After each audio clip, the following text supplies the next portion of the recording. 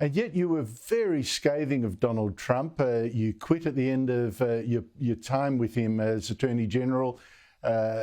He's had convictions and all this kind of stuff, the language, the abuse, and he hasn't stopped on that. I think it's hurting his campaign. What makes you think he's still better than Kamala Harris?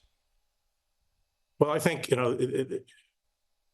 his policies are clearly better for the United States, his economic policies, his national defense policies.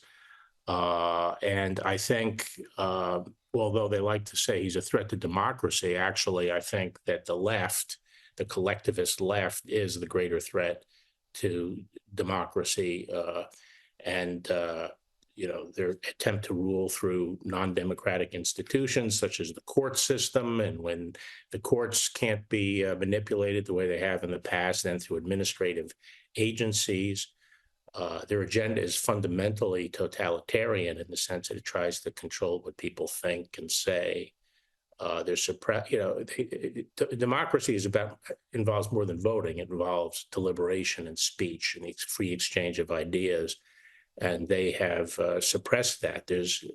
I don't think we've ever had the kind of suppression of speech as we've had recently in the United States, and that's authored by the left.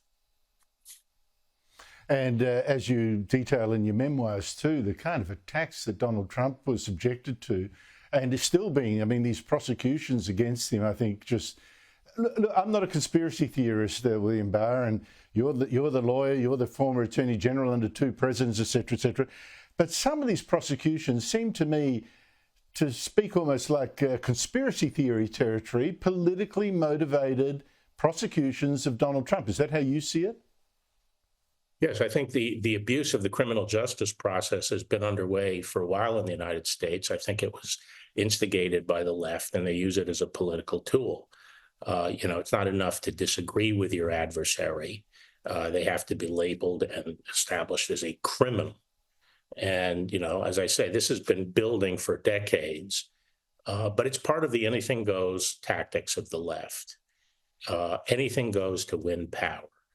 And politics of personal destruction emanated from the left, and the abuse of the criminal justice process has been one of their primary tools. Now, unfortunately, that necessarily leads to a reaction, and there are people on the right that essentially view themselves as the mirror image and adopt many of the same tactics of the left. But I think the source of the problem is on the left.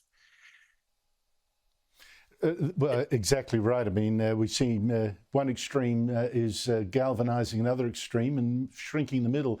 You've had little to do with Kamala Harris, it seems to me.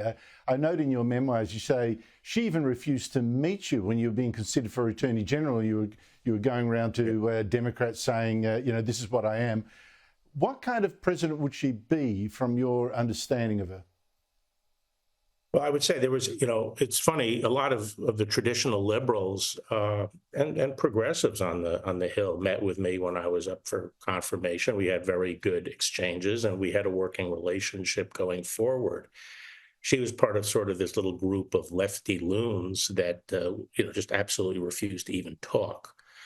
What kind of president she would be? I think one of my main concerns is I don't think she's a clear thinker. My father used to say, if you can't speak clearly, you're not thinking clearly.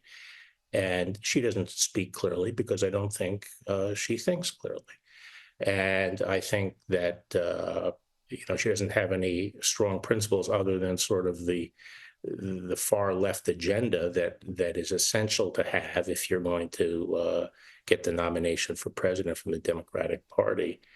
So I'm concerned about her embrace of the green agenda, the heavy regulation of our economy, which is strangling the growth and opportunity from our economy and killing jobs in the United States, the kinds of jobs we need more of. I think she doesn't have much experience in foreign policy, and from what I've seen, it's sort of she's ineffective in councils, foreign policy councils. And I think right now the West is moving into the most dangerous period we have since the 1930s. In fact, in many ways more dangerous because we have multiple challenges coming from different sources. And it concerns me that this is the person who will be the leader of the free world. She doesn't have the background. She's gotten everything, from what I can tell, she's gotten everything in life, and her position is not due to accomplishment or competence, but to other factors.